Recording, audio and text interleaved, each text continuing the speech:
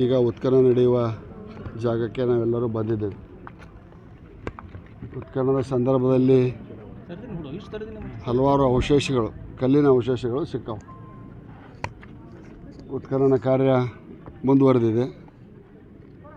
ಸನ್ಮಾನ್ಯ ಜಿಲ್ಲಾ ಉಸ್ತುವಾರಿ ಸಚಿವರ ಜೊತೆಗೆ ಮಾತನಾಡಿ ಉತ್ಖನನ ಕಾರ್ಯಕ್ರಮದ ಮುಂದಿನ ರೂಪರೇಷೆಗಳ ಬಗ್ಗೆ ಚರ್ಚೆ ಮಾಡ್ತೀವಿ.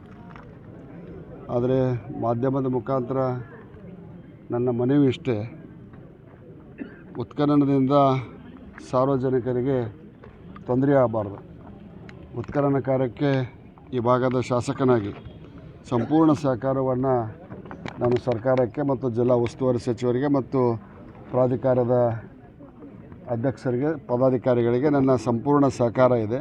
ಆದರೆ ಸಾರ್ವಜನಿಕರಿಗೆ ತೊಂದರೆ ಆಗಬಾರ್ದು ಅನ್ನುವಂಥದ್ದು ನನ್ನ ಮನವಿ ಕೂಡ ಇದೆ. 26ನೇ ತಾರೀಕಿಗೆ ಮಾನ್ಯ ಸಂಸದರಾದಂಥ ಪಿ ಸಿ ಗದ್ದಿಗೌಡರು ಬರ್ತೇನೆ ಅನ್ನುವಂಥ ಮಾತನ್ನು ನಿನ್ನೆ ದೂರವಾಣಿ ಮುಖಾಂತರ ನನಗೂ ತಿಳಿಸಿದ್ದಾರೆ ಮತ್ತು ಕಮಿಷನರ್ ಆದಂಥ ಶರಣು ಗೋಗೇರಿ ಅವರಿಗೂ ತಿಳಿಸಿದ್ದಾರೆ. ಉತ್ಖನನ ಕಾರ್ಯ ಸಹಕಾರವನ್ನು ಕೊಡ್ತೇವೆ ಅಂತ ಈಗಾಗಲೇ ಹೇಳಿದ್ದೇನೆ. ಸಹಕಾರವನ್ನು ಕೊಡ್ತೇವೆ.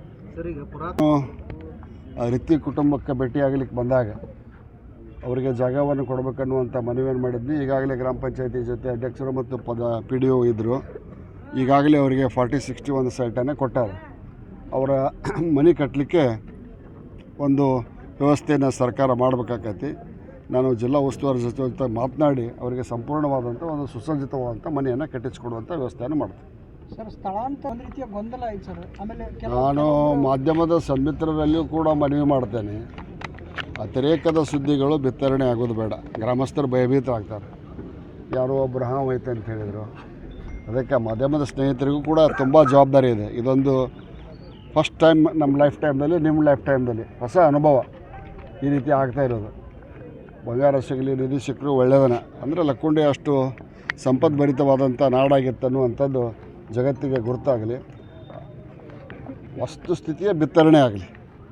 ಅತಿರಂಜಿತ ಸುದ್ದಿಗಳು, ಅತಿರೇಕದ ಸುದ್ದಿಗಳು ಬಿತ್ತರಣೆ ಆಗಬಾರ್ದು ಅಂತ ನಿಮ್ಮಲ್ಲಿ ಕಳಕಳಿಯ ಮನವಿಯನ್ನು ಮಾಡ್ತೇನೆ.